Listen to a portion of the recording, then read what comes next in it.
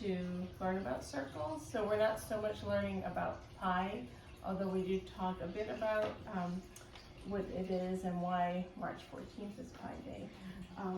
But the children have already been learning about polygons, and that a polygon is a shape with 3 or more straight sides.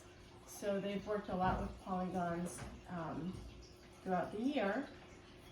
So we begin by reading Circumference and the Knights of the Round Table, which is one of the books in this series. This is not the actual book, I couldn't find it, but somewhere on our bookshelf. And so that's a wonderful book that talks about the parts of the circle. And it's very cleverly written as an Arthurian legend. And for the children who get it, they really get the humor. Of course, our younger students are just learning about the parts of the circle, so it's a little trickier for them.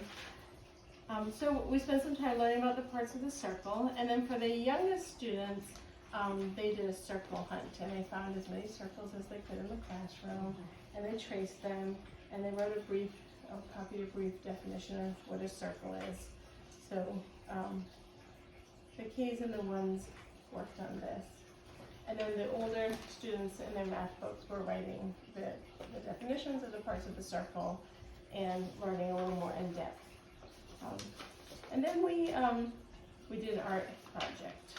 So the children chose different circles, and they either made a random design or a more planned out design. This one looks like one of the stained glass windows in a cathedral. And then we used watercolors to paint.